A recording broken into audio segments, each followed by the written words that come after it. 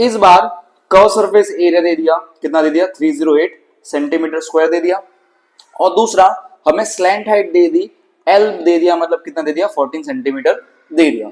हमें क्या फाइंड करना है, रेडियस पता करना है कोन का।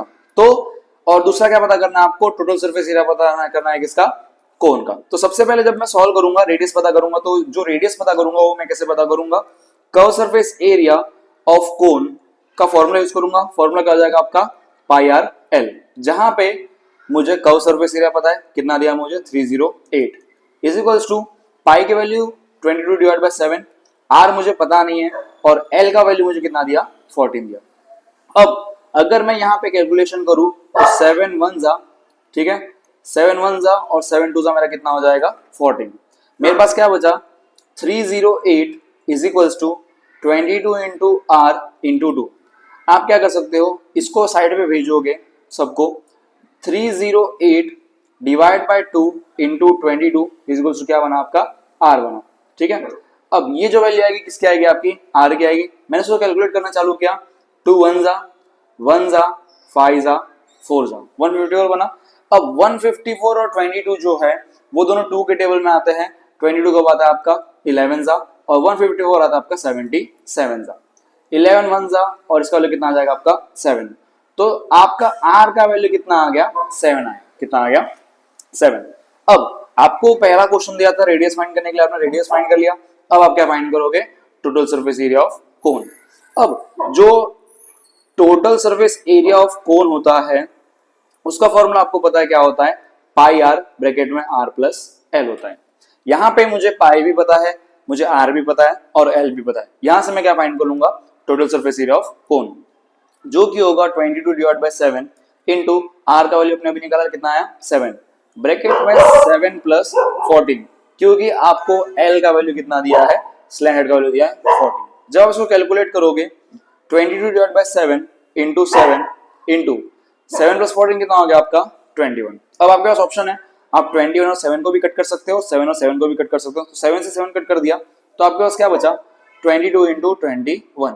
जब आप 22 और 21 को कैलकुलेट करोगे तो जो आपका आंसर आएगा वो आएगा 464।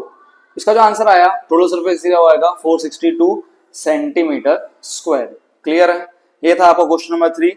बढ़ते हैं क्वेश्चन नंबर 4 की तरफ। क्वेश्चन नंबर 4 में क्या बोला, a conical tent is 10 metre height. हमारे पास एक टेंट है, कोनिकल टेंट, जिसकी हाइट हमें कितनी दी है 10 मीटर दी है, और इसका जो बेस रेडियस है वो हमें कितना दिया 24 मीटर दे दिया। फाइंड द स्लैंट हाइट, हमें क्या पता करना है, यहाँ पे स्लैंट हाइट पता करनी है। तो सबसे पहले स्लैंट हाइट का मतलब समझते हैं, स्लैंट हाइट का मतलब होता है एल। तो एल फाइंड करने का फॉर्मूला आपको पता है क्या होता है, अंडर रूट में r square plus h square.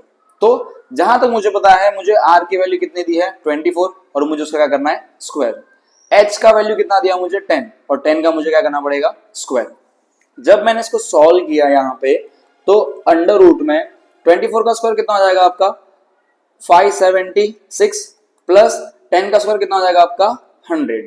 जब आप इसको सॉल्व करोगे प्लस करोगे तो आपका आंसर कितना आएगा 676, जो कि स्क्वायर होता है अंडर रूट में। जब आप इसका स्क्वायर रूट निकालोगे, जब इसका स्क्वायर रूट निकालोगे तो आपका आंसर कितना आएगा 26 मीटर। ठीक है, क्योंकि जो भी वैल्यू चल रहा है किसमें चल रहा है आपका मीटर में चल रहा है। तो ये जो एल आएगा आपका वो भी किसमें आएगा आपका मीटर में ही आएगा। तो आपकी जो एल की वैल्यू है, जो स्लैंट हाइट है, वो कितनी हो गई आपकी 26 मीटर हो गई। अब सेकंड क्वेश्चन उसने क्या बोला, cost of the canvas required to make the tent. अब देखो उसने बोला कैनवास, बोला कैनवास का मतलब मान लो कपड़ा हो गया, क्या हो गया कपड़ा। अब मुझे कितना कपड़ा लगेगा उस टेंट को बनाने के लिए, if the cost of 1 metre square. तो उसने क्या बोला कि 1 मीटर स्क्वायर का उसको कितना रुपया लग रहा है 70 रुपीज ले रहा है। कितना रुपीज ले रहा है 70। तो उसके लिए मुझे क्या करना पड़ेगा, एरिया फाइंड करना पड़ेगा। अब बात यह है कि आप टोटल सरफेस एरिया फाइंड करोगे या फिर कर्व सरफेस एरिया फाइंड करोगे। तो एक बात का ध्यान रखना, जब भी आपको टेंट आ जाए, टेंट वाला क्वेश्चन आ जाए, कैप वाला क्वेश्चन आ जाए, तो समझ जाना कि वहां पे जो फॉर्मूला लगने वाला है सर वो लगेगा आपका कर्व सरफेस एरिया का। बिकॉज जो टेंट होता है वो ऐसा होगा, तो नीचे का जो पार्ट रहेगा वो क्या रहेगा आपका खाली रहेगा। तो कर्व सरफेस एरिया का फॉर्मूला क्या होता है आपका पाई आर एल, जहां पे मुझे पाई की वैल्यू पता है 22 डिवाइड बाय 7, आर की वैल्यू भी पता है हमारी जो आर की वैल्यू है रेडियस वो हमें कितना दिया 24 सेंटीमीटर दिया 24 और एल का जो वैल्यू आपने निकाला वो कितना निकाला आपने 26 निकाला। अब देखो अगर आप इसको कैलकुलेट करने जाओगे तो थोड़ा कॉम्प्लिकेटेड हो जाएगा, इसको मैंने इतना ही करके छोड़ दिया, ठीक है। ये जो आया वो आया मेरा एरिया। ऐसा क्यों कर रहा हूं मैं, बिकॉज मुझे यहाँ पे कॉस्ट दिया है, मेरा जो 1 मीटर का जो कॉस्ट है वो कितना रुपए है 70 रुपए है। तो मैंने क्या किया, अगर आपको कभी भी कॉस्ट पता करना हो तो आपको कॉस्ट फाइंड करने का फॉर्मूला होता है cost is equals to, formula होता है आपका एरिया इंटू रेट, ठीक है। तो जो मेरा एरिया आया ये पूरी की पूरी वैल्यू मैं एज इट इज यहाँ पे लिख दूंगा 22 डिवाइड बाय 7 इंटू 24 इंटू 26 और जो मेरा रेट है वो कितना चल रहा है आपका 70 चल रहा है। तो अब आप ध्यान दो कि अगर मैं यहाँ पे कैलकुलेशन करूंगा तो इसको 7 को मैंने 70 से कट कर दिया, कितना आ गया मेरा 10 आ गया। मेरे पास क्या क्या बचा 22, 24 और 26, मुझे इन तीनों को क्या करना पड़ेगा मल्टीप्लाई करना पड़ेगा। अब अगर मैं इसको मल्टीप्लाई करता हूं 22 को मैंने मल्टीप्लाई किया 24 से, 4 2 8, 4 2 8, 2 2 4, 2 2 4, प्लस करने में मेरा जो आंसर आएगा वो कितना आएगा 528।